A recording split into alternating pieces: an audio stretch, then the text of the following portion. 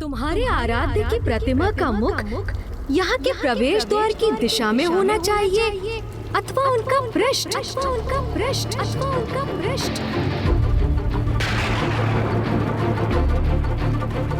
प्रभु गणेश जी सर्वथा उचित कह रहे थे। मुझसे ही बहुत बड़ी भूल हुई है। जब कोई मेरी राजसभा में प्रवेश करता है तो उसे भगवान की पृष्ठ के दर्शन होते हैं। ये तो सर्वथा अनुचित है। उनकी प्रतिमा का मुख उचित दिशा में नहीं है। तो फिर मैं अभी इस भूल को सुधार लेता हूँ। प्रतिमा की दिशा को अभी परिवर्तित कर देता हूँ मैं।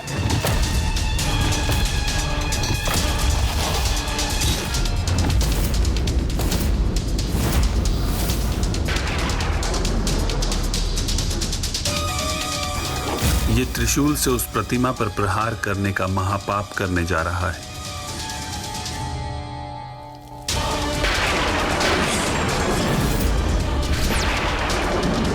यही तो मैं चाहता था। ये इसकी प्रथम बड़ी भूल होगी।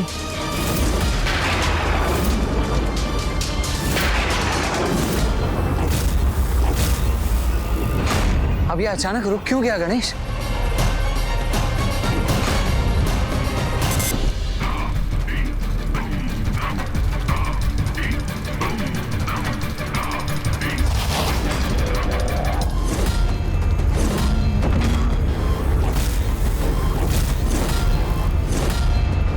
कहीं उसे आभास तो नहीं हो गया कि वो गणेश के भटकाव में उलझने जा रहा है? ना, ऐसा कदापि नहीं कर सकता मैं। इस कार्य हेतु अस्त्र का प्रयोग प्रभु का अपमान होगा।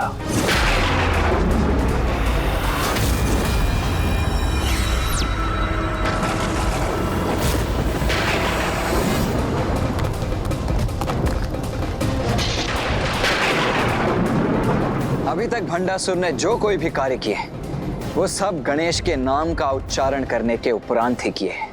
ये प्रथम कार्य है जो वो उसके नाम का उच्चारण किए बिना ही कर रहा है, और ऐसा कर उसने स्वयं अपने कार्य में विघ्न को निमंत्रण दिया है।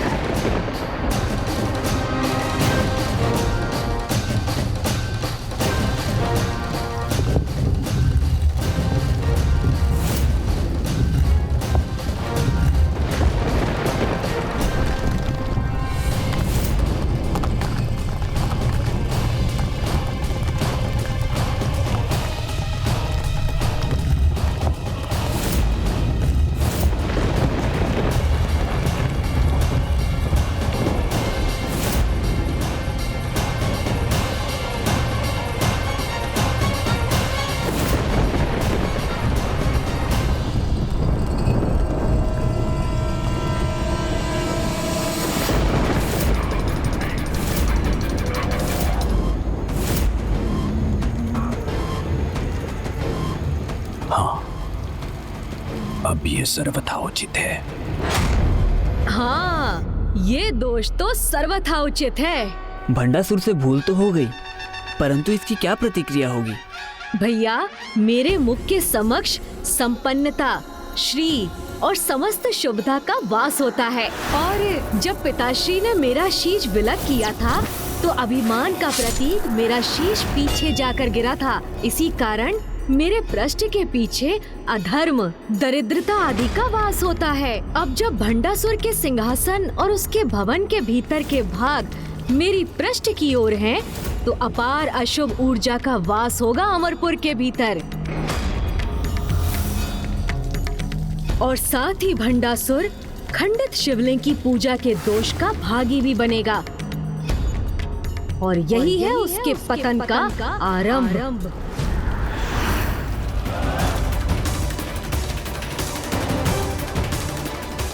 मैंने अपने दोष को सुधार लिया है प्रभु। अब मेरी महानता में और वृद्धि होगी। देखो गणेश, समय के साथ तुम्हारी युक्ति सफल हो रही है। भंडासुर के भवन में उसका अपना ही परिवार 16 श्रेष्ठ संस्कारों का पालन करना भूल चुका है। स्त्रियों ने तांबुल का सेवन करना छोड़ दिया है। शैया पर भोजन किया जा रहा है, निर्वस्त्र होकर निद्रा कर रहे हैं तथा ब्रह्म मुहूर्त के बाद भी सब सो रहे हैं। और इसका परिणाम तो सर्वथा अंधकारी ही होगा।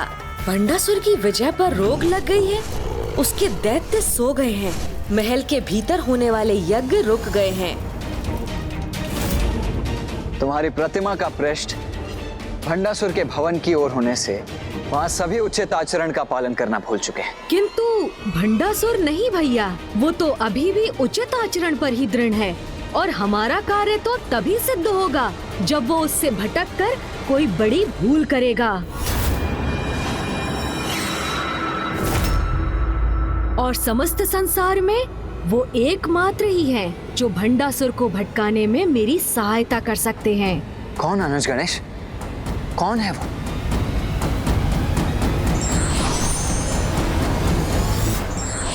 प्रणाम मामा जी। कल्याण हो पुत्र। तुम्हारे यहाँ आगमन का कारण ज्ञात है मुझे। संसार के कल्याण हेतु तुम अपना कार्य संपन्न कर चुके हो, शेष कार्य मुझे करना है।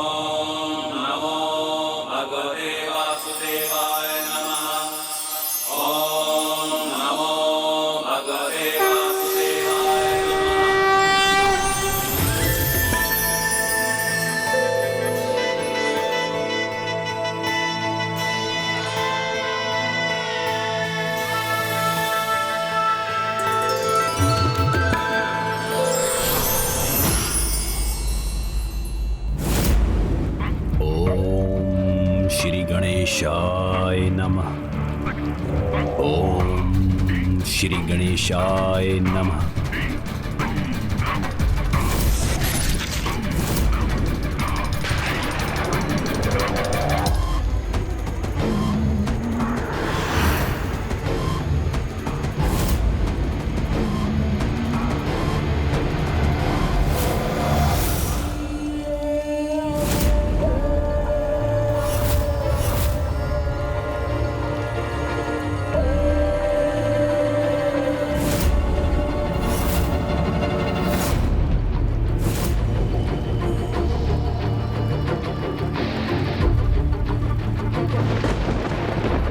मेरे नियमों का उल्लंघन, 16 संस्कारों का निरादर और मेरे प्रभु गणेश जी और महादेव जी की पूजा की अवहेलना क्यों?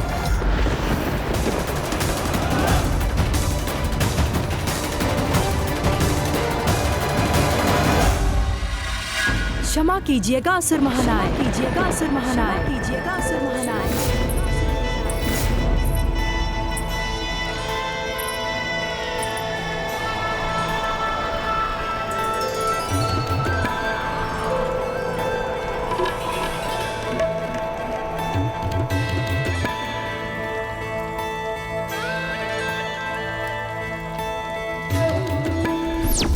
मोहपाश में सब संसार,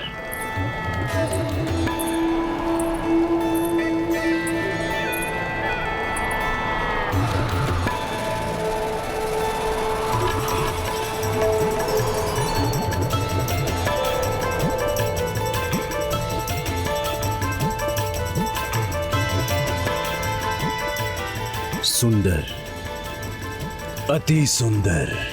हे महान असुर महानायक भंडासुर जी, विमोहिनी का प्रणाम स्वीकार करें। विमोहिनी,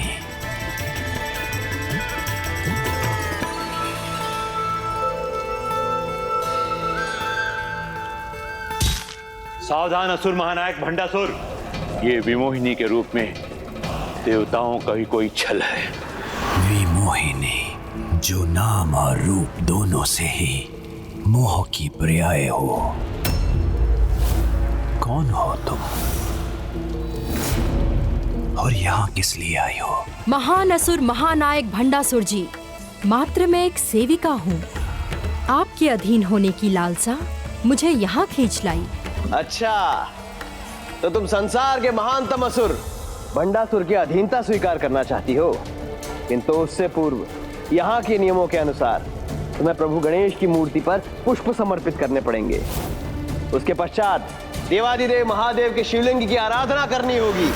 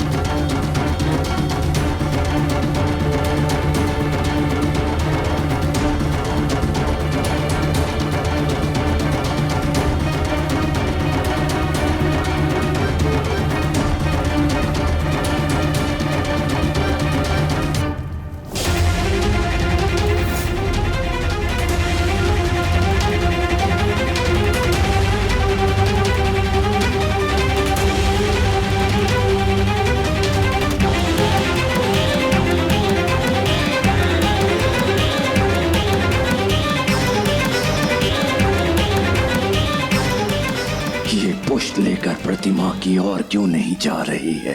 अपने आराध्य का कोई भी अपमान स्वीकार नहीं करूंगा।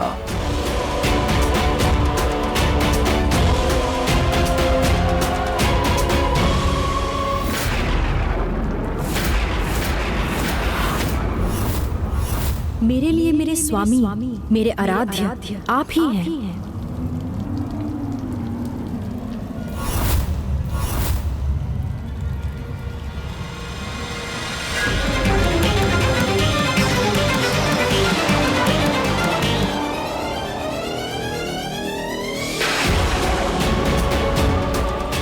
असुर जाति के महान उद्धारक, अनेक ब्रह्मांडों के अधिपति, स्वयं असुरों के ईश्वर जब मेरे समक्ष हैं, तो मैं किसी अन्य की प्रतिमा को पुष्प क्यों समर्पित करूं? यहाँ तो एकमात्र आप ही की पूजा होनी चाहिए असुर महानायक। अनुचित है ये।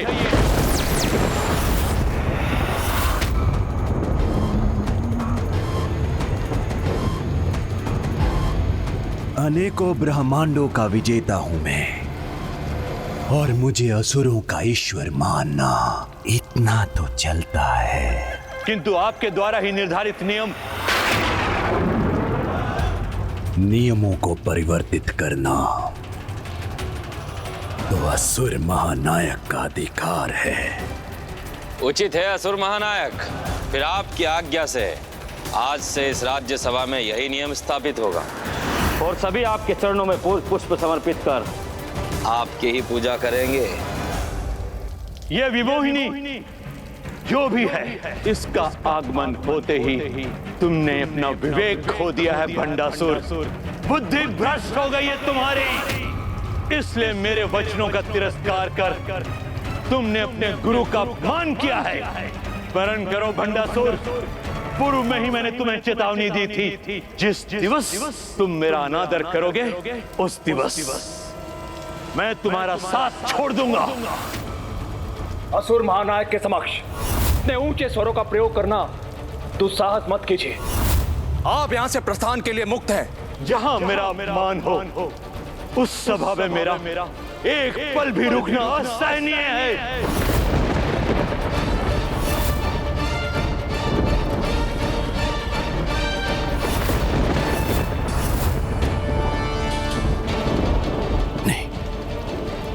वशीभूत होकर ये उचित नहीं किया मैंने। मुझे गुरुदेव को रोकना चाहिए।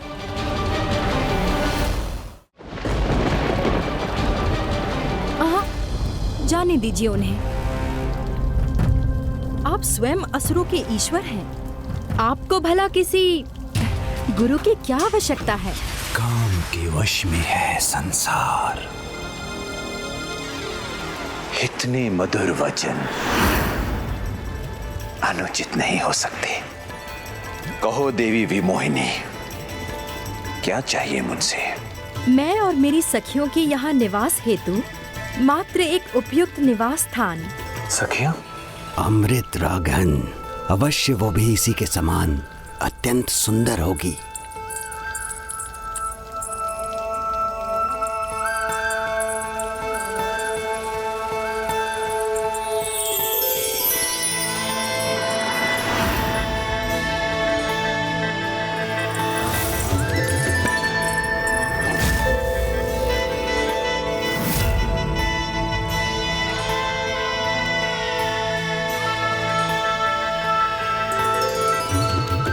स्वागत है तुम सभी सुंदरियों का। आज से तुम यही निवास करोगी, हमारे मध्य में, हमारे बीच। देवी विमोहिनी को मेरा कक्ष दिखाइए।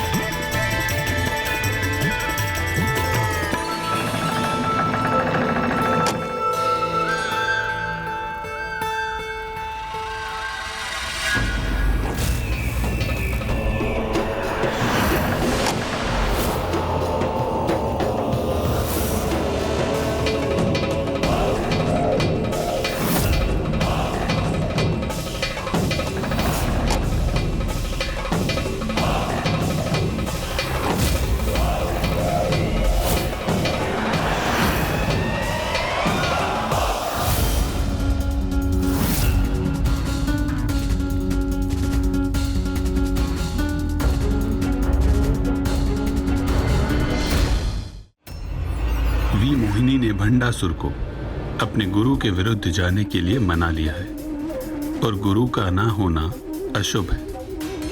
अमरपुर में अब इसी प्रकार अंधकार छाया रहेगा। किसी भी कक्ष के द्वार कई वर्षों तक नहीं खुलेंगे और अमरपुर के सिंहासन पर इसी प्रकार धूल एकत्रित होती रहेगी और भंडासुर किसी भी ब्रह्मांड को अपने अधीन नहीं कर सकेगा। भंडासुर और उसके परिवार के बीच भटकाव उत्पन्न होने के बाद ब्रह्मांड और स्वर्गलोक जो उनके द्वारा अधीन हो गए थे, उन पर भी उनकी शक्ति का प्रभाव कम होता जाएगा। अब भंडासुर इसी तरह अपने मोह से ग्रस्त होकर भटका रहेगा और जैसे ही उसके वरदान की अवधि पूर्ण होगी तो उसके शासन और उसके स्वयं के अंत के साथ सृष्टि पर छाया महासंकट भी टल जाएगा। प्रणाम नारायण, प्रणाम ज्ञानदेव, प्रणाम माता, प्रणाम प्रथम पूज्य गणेश जी। हे श्री हरि, अब समय आ गया है, हम देवासुर महासंग्राम की तैयारी करें। उस भंडासुर रूपी संकट को नष्ट करने का सुमूल उपाय करें। भंडासुर अभी तक के सभी असुरों से कहीं अधिक दुष्ट और शक्तिशाली होगा। उसके साथ महासंग्राम अत्यंत विनाशकारी सिद्ध होगा। हाँ प्रभु, उचित आचरण से भटकने के कारण अब उसकी शक्तियां क्षीण पड़ गई हैं। अब उसे पराजित करने का यही उचित अवसर है। उसे कोई पराजित नहीं कर सकेगा। प्रभु, मैं अपने तप से उस भंडासुर का वध करने पर तत्पर हूँ। उसका अंत करना तो त्रिदेवों के लिए भी असंभव होगा। अब हमारे द्वारा ही अंत होगा उस महापापी का। ऐसे महापापी महासुर का संहार एकमात्र माता पराशक्ति द्वारा ही संभव है। हम उसे अत्यंत भयंकर मृत्यु प्रदान करेंगे प्रभु, बस आज्ञा दीजिए। नहीं देवगण, नहीं देवगण, नहीं देवगण, ऐसा कदापि संभव नहीं, क्योंकि एकमात्र माता पराशक्ति ही उसका अंत करने में सक्षम है। इसीलिए आप सभी देवताओं को एकजुट होकर संसार के उद्धार हेतु माता पराशक्ति की कठोर तपस्या कर उनका आवाहन करना चाहिए। तभी माता पराशक्ति हम पर कृपा कर संसार को इस दुष्ट से मुक्त करेंगी।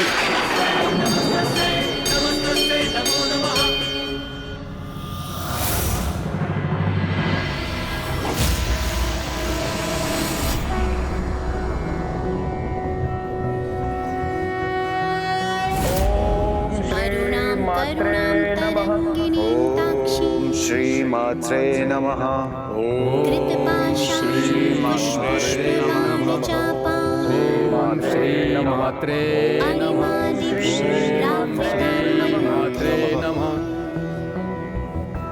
रहमित्येव विभावये भवानी। हे माता पराशक्ति, हम पर कृपा कर हमें अपने दर्शन प्रदान करें और उस दुष्ट भंडासुर का अंत कर जगत को उससे उत्पन्न संकट से मुक्त करें।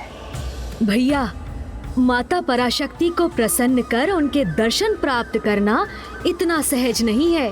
देवताओं के साथ हमें भी सहस्त्रों वर्षों तक उनका घोर तप करना होगा और इस अवधि में भंडासुर का भटकाव में उलझा रहना ही उचित होगा, अन्यथा वो पुनः कोई नवीन संकट उत्पन्न करेगा।